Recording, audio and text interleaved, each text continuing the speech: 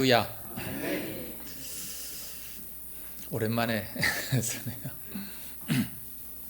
우리가 예수 믿는 것을 어떻게 믿는가를 자세하게 가르쳐 주는 것을 가지고 사도신경이라고 합니다.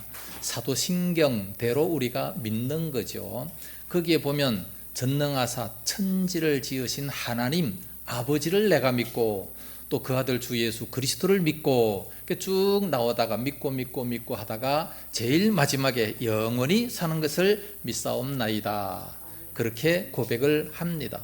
그런데 그 중간에 딱 중간에 보면 어떤 내용이 나오느냐? 하늘에 오르사, 하늘에 오르사, 예수님께서 하늘에 오르사 전능하신 하나님 우편에 앉아 계시다가 저리로서 산자와 죽은 자를 심판하러 오시리라, 그렇게 말씀을 하고 있습니다. 그것을 우리가 믿는다는 거죠. 하늘에 오르사.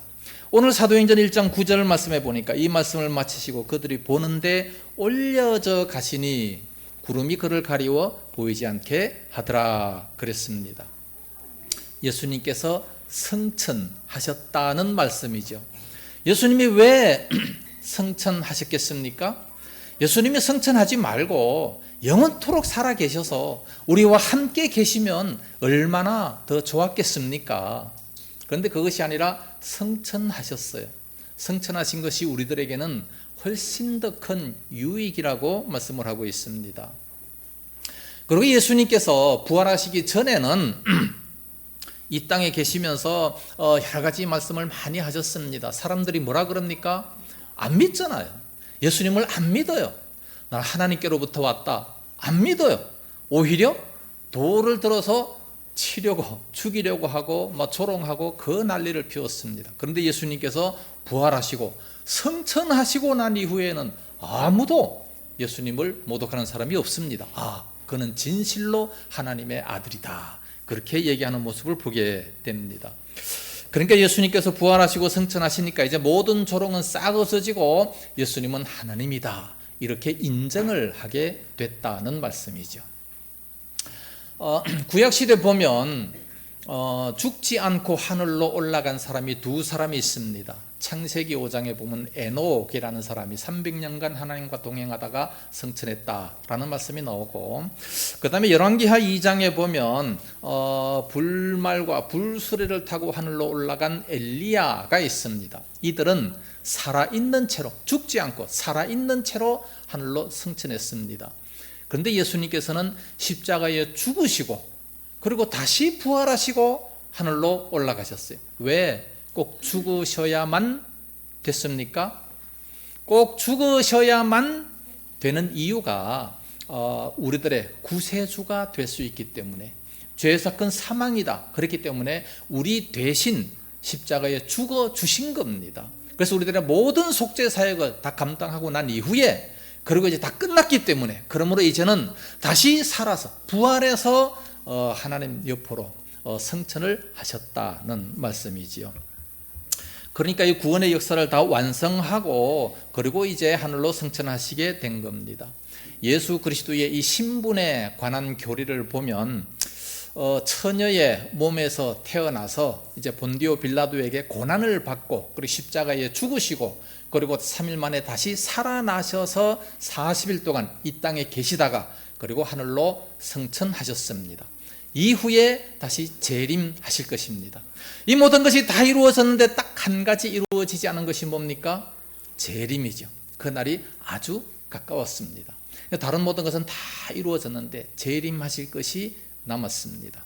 오늘 본문을 통해서 한 세 가지 정도 중요한 것을 살펴보도록 하겠습니다. 첫째는 예수님의 승천입니다. 예수님의 승천은 많은 사람들이 보는 가운데서 승천을 했습니다. 9절 말씀에 이 말씀을 마치시고 그들이 보는데 올려져 가시니 구름이 그를 가리워 보이지 않게 하더라. 많은 사람들이 보는 가운데 영광 중에 승천을 하셨고 또 이 천사들의 호의 속에서 승천하셨습니다. 10절 올라가실 때에 제자들이 자세히 하늘을 쳐다보고 있는데 흰옷 입은 두 사람이 그들 곁에 서서, 흰옷 입은 두 사람은 천사입니다. 천사들의 호의 속에서 승천했다는 겁니다. 이 두 천사가 또 재림을 예언하면서 성천했습니다. 11절에 이르되 갈릴리 사람들 어찌하여 서서 하늘을 쳐다보느냐 너희 가운데서 하늘로 올려지신 이 예수는 하늘로 가심을 본 그대로 오시리라 하였느니라. 재림을 약속하면서 성천하셨습니다. 예수님께서는 이렇게 성천하신 것이 너무나도 확실하고 많은 사람들이 보는 가운데서 성천하셨기 때문에 다른 종교에서도 성천설을 많이 얘기합니다.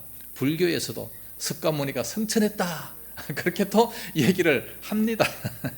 말도 안 되는 소리를 하고 있죠. 그 어떤 문헌에 보면 이런 얘기가 있습니다. 그가 숲속에 들어가 오른쪽으로 누워서 동으로 등을 대고 서쪽으로 낫을 두고 머리는 북으로 발은 나무로 두고 별세하니 그때 사과나무 8이 일시에 말라 죽었고 거기서 입관하여 성녀들이 그 관을 옮겨가려고 하되 들리지 않았는데 그 관이 스스로 허공에 올라 도시의 공중에 머물다가 7일 만에 성중에 내려앉고 또 화장하려고 했으나 불이 관에 붙지 아니하더니 그 후에 관이 다시 허공으로 올라가며 스스로 불이 나서 타버리고 말았는데 그때는 주목왕 52년 1월 15일이다 이런 식으로 얘기를 합니다. 그런 책에 다 나와 있어요. 아니 석가모니가 언제 성천했습니까? 인간과 똑같이 그냥 죽어버리고 말았죠. 그러니까 이 기록은 석가가 별세한 지 300년 후에 어떤 사람이 그렇게 이제 얘기하면서 책을 쓴 거기 때문에 전혀 믿을 만한 것이 못 됩니다. 불교가 그렇게 얘기하니까 천주교에서 또 마리아 성천설 마리아가 성천했다 라고 또 얘기합니다. 언제 그랬느냐 1950년대 11월 1일 날에 교황 바오로 12세가 마리아 성천설을 공포를 했습니다. 그러나 성경에 아무리 찾아봐도 마리아가 성천했다는 말은 한마디도 나오지 않습니다.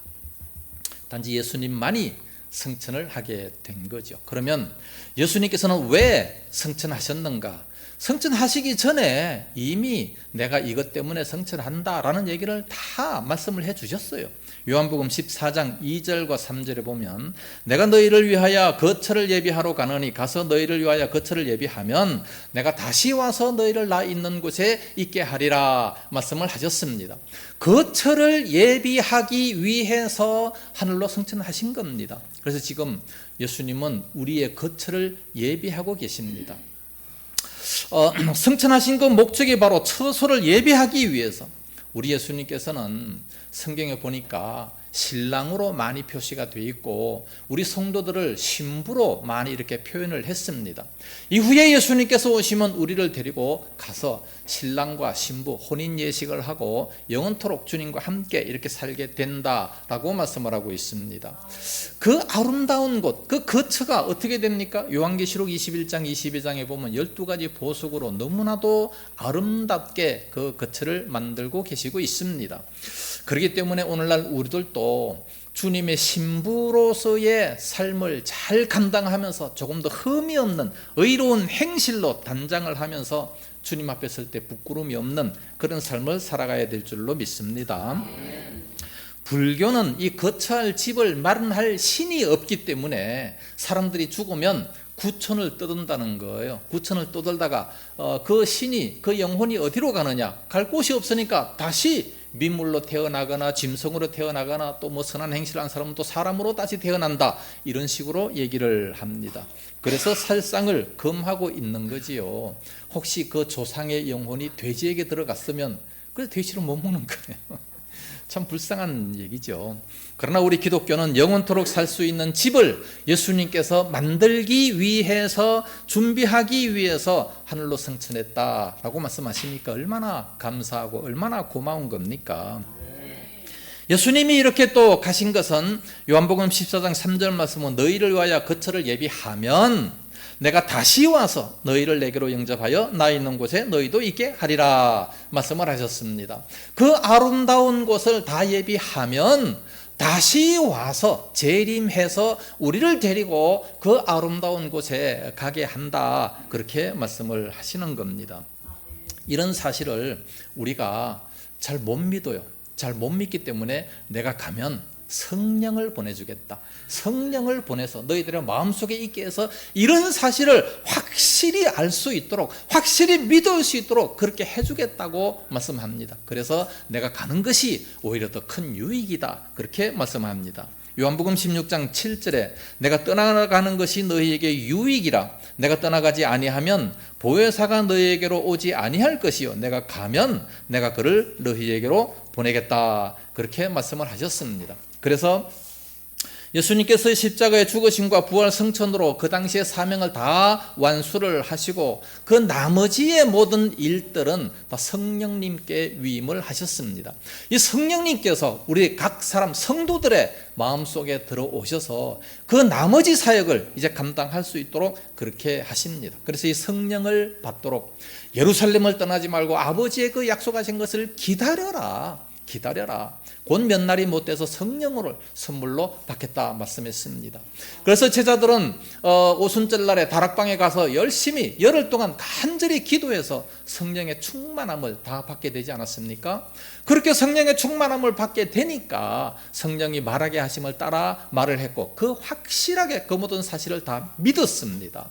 베드로는 처음에는 그 사실을 못 믿었어요. 예수님께서 그렇게 말씀하셨음에도 불구하고 주는 그리스도시요 살아계신 하나님의 아들이시니다 고백을 했음에도 불구하고 주님을 버리고 도망갈 수밖에 없었지만, 그러나 성령이 충만하게 임하고 나니까 관원들 앞에서도 얼마나 담대합니까? 내가 하나님 앞에 있는 사람인데 너희 말 듣는 것이 옳으냐 하나님 말씀 듣는 것이 옳으냐 너희가 한번 판단해보라. 나는 보고 들은 것을 말하지 아니할 수 없노라. 아니, 어부가 어떻게 이렇게 강하고 담대한 그런 모습이 됐습니까? 성령을 받으니까. 그러니까 그렇게 능력이 임하게 되는 겁니다. 그래서 예수님께서 육체로 이 세상에 영원토록 계시는 것보다 예수님은 성천하시고 성령을 보내셔서 각 사람에게 임하는 것이 우리에게는 훨씬 더 큰 유익이 되는 겁니다. 할렐루야. 나사로가 병들었을 때 예수님께서 옆에 계시지 않았습니다. 그래서 마르다가 원망스러운 모습으로 예수님께 말하지 않습니까? 주께서 여기 계셨더라면 내 오라베가 죽지 아니하였을 겁니다. 주님이 오라고 했는데 빨리 안 오시니까 내 오라베가 죽었다고 원망 섞인 그런 말을 하게 됩니다. 그러나 성령님께서 오시면 미국에도 계시고 아프리카도 계시고 한국에도 계시고 뭐 어디든지 다 계시니까 얼마나 큰 유익이에요. 참 너무 감사한 거죠. 그러므로 주님의 이 성천 신앙은 우리에게 대단히 유익한 겁니다. 예수님의 성천하셨다는 이 사실을 성경에서도 증거하고 또 두 천사도 증거하고 뿐만 아니라 많은 사람들이 직접 보고 증거를 합니다. 고린도전서 15장 6절에서 8절을 더 보면 그 후에 500여 형제에게 일시에 보이셨나니, 부활하고 난 이후에 500여 형제에게 일시에 보이셨나니 그 중에 지금까지 대다수 살아있고 어떤 사람은 잠들었으며 그 후에 야고보에게 보이셨고 그 후에 모든 사도에게와 맨 나중에 만삭되지 못하여 난 자 같은 내게도 보이셨느니라. 사도 바울에게도 보여졌다라고 말씀을 하고 있습니다. 이처럼 많은 사람들이 예수님의 그 성천을 목격했기 때문에 예수님의 그 성천은 아주 확실한 내용입니다. 두 번째로 생각할 것은 예수님의 성천은 곧 재림을 뜻하고 있습니다. 11절 하반절 말씀 보면 너희 가운데서 하늘로 올려지신 이 예수는 하늘로 가심을 본 그대로 오시리라 하였느니라 그랬습니다. 예수님은 반드시 다시 재림을 하십니다. 재림하셨습니까? 안 하셨습니까? 아직 안 하셨죠. 그런데 모든 이단들은 벌써 예수님이 재림했대. 문선명이도 지가 재림 예수라고 그러고 신천지의 이만희도 지가 재림 예수래. 성령이래요 지가. 말도 안 되는 소리죠. 그러나 요한계시록 1장 7절 말씀 보니까 볼지어다 그가 구름을 타고 오시리라. 각 사람의 눈이 그를 보겠고 그를 찌른 자들도 볼 것이요 땅에 있는 모든 족속이 그로 말미암아 애곡하리니 그러하리라. 아멘 하고 기록하고 있습니다. 여기 보면 구름을 타고 오시는 것을 각 사람의 눈이 다 본다고 말씀하고 있어요. 모든 족속이 애통을 하는 겁니다. 그러니까 모든 족속, 각 사람의 눈이 다 구름을 타고 오시는 그 예수님을 목격하게 될 겁니다. 그러므로 내가 안 봤으면 안 오신 거죠. 예, 내가 안 봤으면 안 오신 겁니다. 내가 직접 보면 오신 것이고 내가 안 봤으면 안 오신 거예요. 예수님은 큰 능력과 권능으로 모든 족속이 다 볼 수 있도록, 그를 찌른 자도 또 볼 수 있도록 그렇게 능력으로 오신다 말씀하고 있습니다. 그러므로 그때 가서는 도무지 핑계할 수가 없습니다.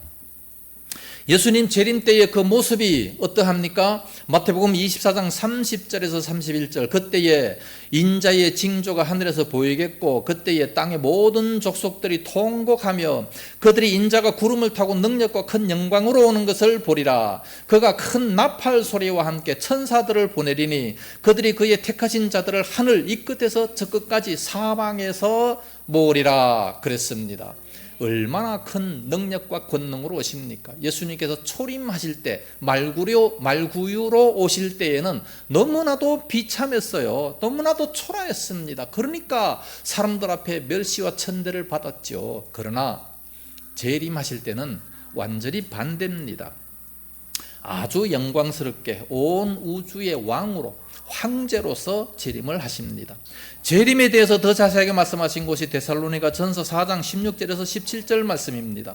주께서 호령과 천사장의 소리와 하나님의 나팔 소리로 친히 하늘로부터 강림하시리니 그리스도 안에서 죽은 자들이 먼저 일어나고 그 후에 우리 살아남은 자들도 그들과 함께 구름 속으로 끌어올려 공중에서 주를 영접하게 하시니 그리하여 우리가 항상 주와 함께 있으리라 그랬습니다.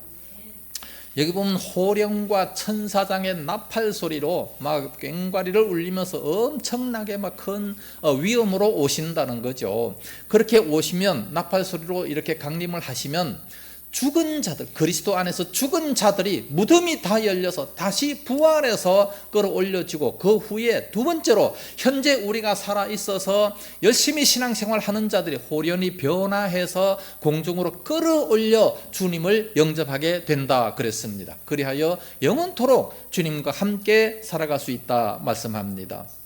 그러면 이제 공중에서 혼인 예시고를 하고 신부로서의 아름다운 삶을 살게 되는 겁니다. 이 날을 바라보면서 우리 모든 그리스도인들은 현재 이 땅에 살아가면서 아무리 힘들어도 아무리 고통스러워도 심지어 순교한다 할지라도 얼마든지 감사하며 살아갈 수가 있게 될 것입니다. 세 번째 우리가 생각해 볼 것은 예수님이 재림하시면 심판이 임하게 됩니다. 반드시 심판이 임하게 됩니다. 사도신경에 보니까 하늘에 오르사 전능하신 하나님 우편에 앉아 계시다가 저리로서 산자와 죽은 자를 뭐하러 오신다? 심판하러 오시리라. 네, 심판을 하십니다. 이 땅에 다시 재림하시는 목적이 뭐냐? 심판하시기 위해서 오십니다. 심판하시기 위해서 오시기 때문에 그러므로 우리들의 행실이 정말 바로 살아야 되지 않겠습니까? 남들 사기치고 속이고 뭐 지멋대로 살고 저만 위해 살고 하면은 다 심판받아요. 예? 우리 믿는 사람들은 심판이 없다 그렇게 말하는 사람들 많습니다. 물론 지옥 가는 심판은 안 받아요. 그러나 행위에 대한 심판은 다 받습니다. 고린도후서 5장 10절에 이는 우리가 다 반드시 그리스도의 심판대 앞에 나타나게 되어 각각 선악간의 그 몸으로 행한 것을 따라 받으려 함이라. 여기 보면 누구 보고 얘기했습니까? 고린도 교인들에게 우리가 다 반드시 그리스도의 심판대 앞에 다 나타나서 선악간에 선한 것이나 악한 것이나 다 심판받아요. 악한 것은 징계를 받을 것이고 선한 것은 또 상급을 받을 것이고, 그래서 악한 자들은 부끄러운 구원을 받게 될 겁니다. 고린도전서 3장에 나와 있는 이 부끄러운 구원, 얼마나 부끄럽겠어요. 구원은 받았지만 그러나 참 이 부끄러운 구원을 받게 된다고 말씀하고 있습니다. 이제 이렇게 예수님께서 재림하실 날이 얼마 남지 않았습니다. 대단히 가깝습니다. 왜냐하면 모든 징조가 다 이루어지고 있기 때문에 그렇습니다. 마태복음 24장이 종말장입니다. 그 종말장에 보면 그런 말들이 다 나와 있어요. 거짓 선지자가 많이 나타나서 미혹하고 온 세계에 전쟁과 기근이 있고 믿는 성도들이 환난과 미움을 당하고 불법이 성함으로 많은 사람의 사랑이 식어지리라 말씀했습니다. 참 이 환난과 미움을 당합니다. 이 세상 사람들 앞에 우리가 많은 미움을 당해요. 지난주에 부산 세계로교회 손윤보 목사가 구속이 됐습니다. 뭘 잘못했다고? 뭐 선거법에 걸렸다. 또 도망갈까봐 참 구속한다. 그러는데 이 말이 됩니까? 아니 그 큰 교회를 담임하는 목사가 어디를 도망가요? 도망가봤자 어디 가겠습니까? 도망의 우려가 있어가지고 구속한다. 말도 안 되는 소리로 구속합니다. 세상이 그만큼 이제 우리를 미워한다는 얘기 아니겠습니까? 또 잘못한 것이 없는데 불법이잖아요. 이 불법이 성하기 때문에 많은 사람들의 사랑이 식어지리라. 이런 것만 봐도 정말 종말이 가까웠다 생각이 되고, 뿐만 아니라 이 천국 복음이 모든 민족에게 정언되기 위해서 온 세상에 전파되리니 그제야 끝이 오리라 말씀했습니다. 지금 전 세계에 복음이 안 들어간 곳이 어디입니까? 없어요. 다 들어갔습니다. 전 세계에 지금 모든 선교사를 통해 다 들어갔지만 그들이 안 받아들이니까 문제지, 복음은 벌써 다 들어갔습니다. 그렇기 때문에 이제 이제 예수님께서 곧 심판하실, 재림하실 그날이 아주 가깝다는 겁니다. 심판의 광경을 보면 요한계시록에 나타납니다. 요한계시록 20장 12절에서 14절에 보면 또 내가 보니 죽은 자들이 큰 자나 작은 자나 그 보좌 앞에 서 있는데 책들이 펴 있고 또 다른 책이 펴졌으니 곧 생명책이라.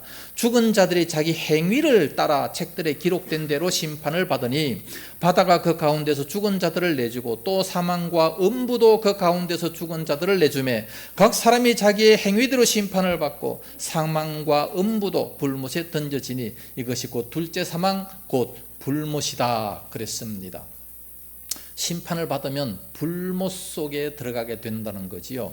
불신자들은 다 불못 속에, 지옥 가는 것을 그렇게 간단하게 생각하면 안 됩니다. 지옥이 얼마나 무섭고 두렵습니까? 네. 지옥을 한번 체험해 보고 싶은 사람은 촛불 하나를 딱 켜놓고 딱 5초만 딱 손가락을 대놓고 있어 보세요. 그러면 손가락이 막 타들어갈 거 아니겠어요? 손가락만 그렇게 그 정도만 해도 그런데 우리의 전 몸이 유황불로서 소금 치듯 함을 받으리라. 얼마나 고통스러우면 그러겠습니까? 이런 지옥 속에 들어가서 무슨 대화가 가능하겠습니까? 우리 조상들이 다 지옥 갔으니까 우리 조상 만나려고 지옥 간다. 가봤자 대화할 겨를도 없습니다. 자기 행위를 따라 책들에 기록된 대로 심판을 받으니 그랬습니다. 어떤 행위대로 심판받습니까? 양과 염소의 비유를 통해서 이미 다 보여주셨습니다. 마태복음 25장 34절에서 36절까지 보면 그 오른편에 있는 자들에게 이르시되 내 아버지께 복받을 자들이여 나와 창세로부터 너희를 위하여 예비된 나라를 상속받으라. 내가 줄일 때에 너희가 먹을 것을 주었고 목마를 때에 마시게 하였고 나그네 되었을 때 영접했고 헐벗었을 때에 옷을 입혔으며 병들었을 때에 돌보았고 옥에 갇혔을 때에 와서 보았느니라 그랬습니다. 그랬더니 오른편에 있는 사람들이 깜짝 놀라요. 아니 주님께서 언제 헐벗었습니까? 언제 옥에 갇혔습니까? 언제 목말랐습니까? 그러니까 뭐라고 말씀합니까? 40절에 지극히 작은 자 하나에게 한 것이 곧 내게 한 것이라 말씀했습니다. 46절 말씀부터 마태복음 25장 46절 말씀부터 똑같이 반대로 말씀합니다. 거기 보면은 이제 왼편에 있는 자들에게 이르시되 저주를 받은 자들아 그러면서 내가 이렇게 줄일 때 먹을 것을 주지 않았고 헐벗을 때 주지 않았고 병들었을 때도 와서 보지 않았고 옥에 갇혔을 때도 와서 보지 않았느니라. 아니 주님이 언제 병들었고 언제 옥에 갇혔습니까? 45절에 지극히 작은 자에게 하지 아니한 것이 곧 내게 하지 아니한 것이라. 그러면서 마지막에 46절에 그들은 영불에 믿는 자는 영생에 들어가리라 말씀했어요. 여기 보면 마치 그 행위로 말미암아 구원이 있고 행위가 없으면 구원을 못 받는 것처럼 그렇게 말씀하고 있습니다. 그럴 수 있어요. 그러니까 행위대로 심판을 받는다고 말씀했기 때문에 우리는 정말 믿는 사람들은 이웃에 대해서 잘 대접해야 됩니다. 이웃들을 잘 섬길 수 있어야 됩니다. 우리 이웃들을 정말 잘 대접해야 되는데 지극히 작은 자 하나까지라도 잘 대접할 수 있어야 된다는 말씀이죠. 그러므로 지극히 작은 자가 누굽니까? 우리 옆에 있는 사람들이야.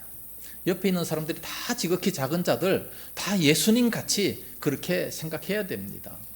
우리 옆 사람을 보고 다 같이 한번 인사하시기 바랍니다. 아이고 예수님 여기 오셨네요. 우리 예수님 앞으로 잘 섬기겠습니다. 인사하세요 빨리.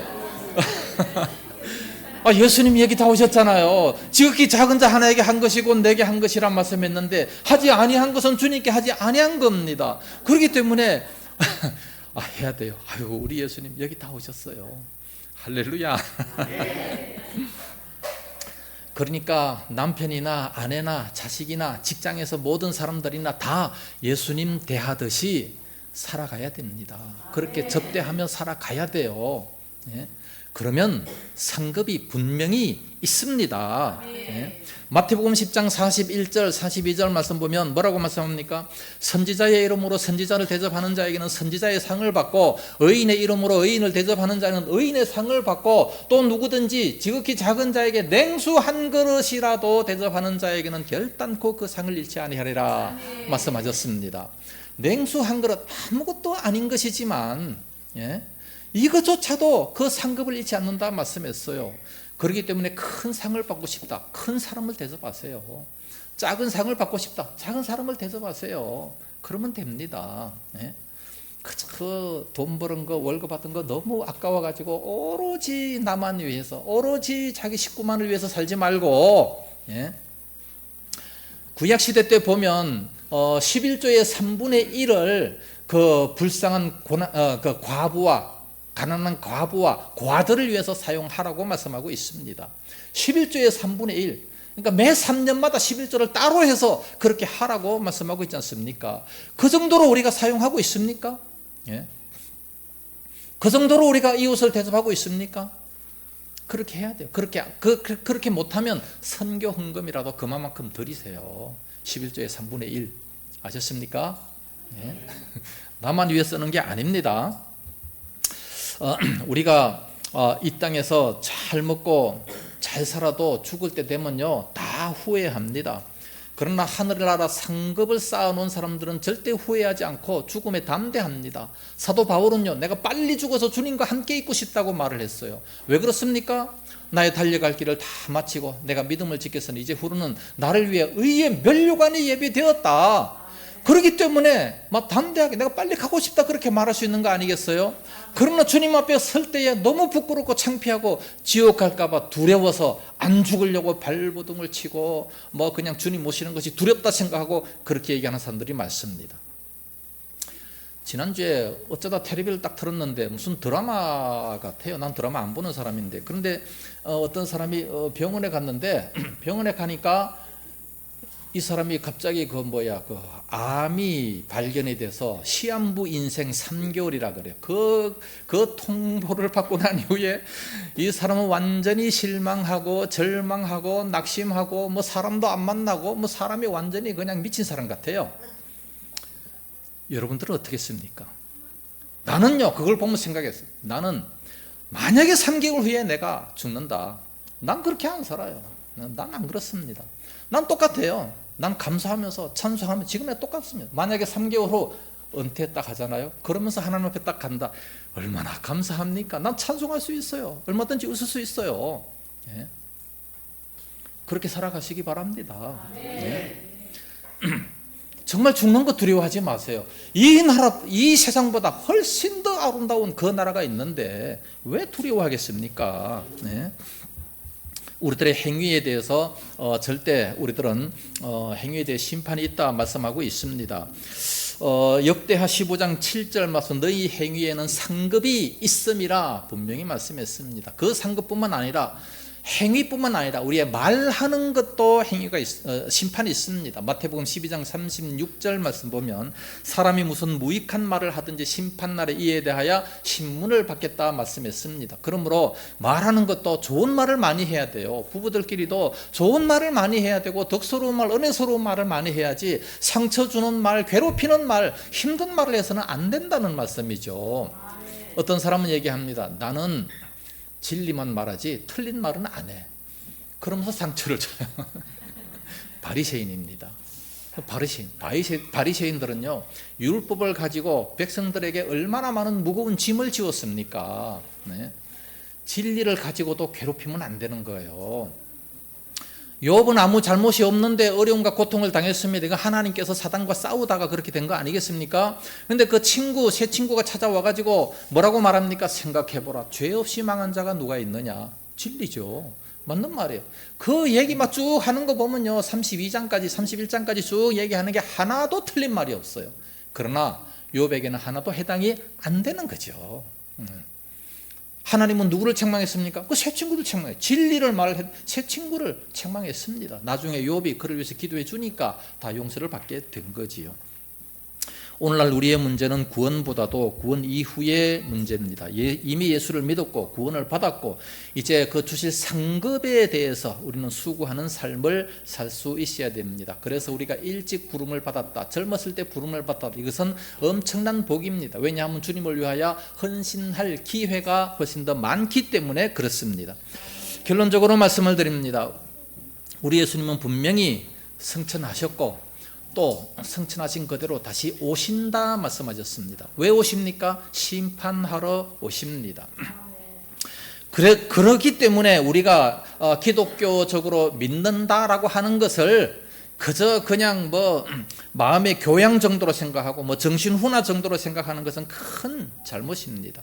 만약에 오늘 내일 예수님이 재림하신다 할 때 걱정이 되는 사람들은 잘못 믿고 있다 생각하시면 됩니다. 오늘 오셔도 나는 부끄러움이 없다, 이렇게 딱 우리는 생각을 하고 잘 믿을 수 있어야 됩니다. 그래서 슬기로운 다섯 처녀처럼 부끄러움이 없는 그런 신앙생활을 다 할 수 있기를 예수님 이름으로 축복합니다. 기도하겠습니다.